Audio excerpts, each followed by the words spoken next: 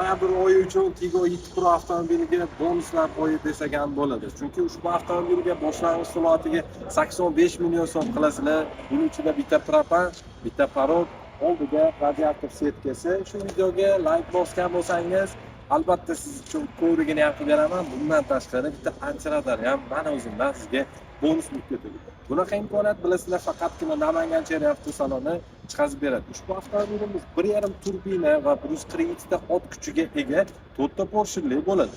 Avtomobilning kattaligi, uzunligi 4-5 metrni tashkil etadi. Tigo i Pro avtomobiliga qiziqmagan inson bo'lmasa kerak. Agar siz xohlasangiz, rassrochkaga xarid qilmoqchi bo'lsangiz, 3 yil muddatgacha hech qanaqa foizsiz o'z narxini bo'lib to'lash imkoniyatiga egasiz.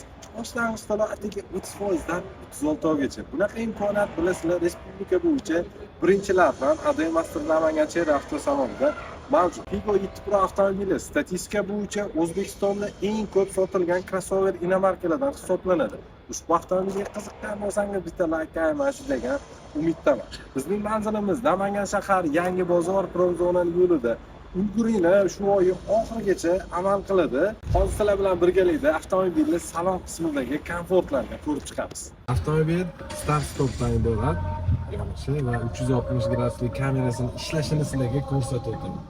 Ko'rib turganingizdek bitta avarinkani yoqsangiz, o'zi sizni polniy yon atrofingizni xavfsiz ko'rsatib beradi. Ya'ni parkovka qilmoqchi bo'lsangiz ham, harakatlanmoqchi bo'lsangiz ham 360 kamerasi sizga juda ham udobniy va yordam beradi. Avtomobilni tabloni o'zgartirish imkoniyatiga egasiz, ya'ni bu tomondan nastroykasidan o'zgartirsangiz ham bo'ladi. O'rindiqlarda barchasida isitish funksiyalariga ega eko-kojadan bo'ladi. Salon qismi 80% sifatli eko-koja bilan jihozlangan. Kattagina panorama tom 1.5 kvadratdan kattaroq.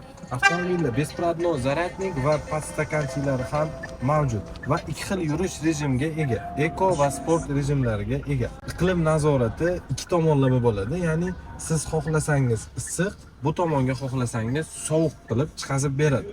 Orqa dizayni bu restyling bo'ladi, yangilanib chiqqan holatda bo'ladi. Orqa bagaj ochilish, yopilish elektronik hisoblanadi. Ko'rishingiz mumkin. Ushbu avtomobilning bagaj hajmi 420 litrni tashkil etadi. Yana bir Tigo i Pro'ning plyus tomoni, zapaska ya'ni qo'shimcha baloni bir xil bo'ladi, 5-balon hisoblanadi. Ya'ni qisqa balon bo'lmaydi.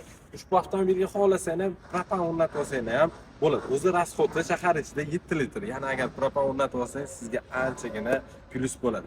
Ushbu avtomobilda ko'rib turganingizdek bagaj yopilishda jetski rejimlari ham mavjud. Agar siz qo'lingiz qolib ketishi mumkin yoki yosh bolalarning qo'li qolib ketgan holatda ham bagaj o'zi avtomatik ochib beradi.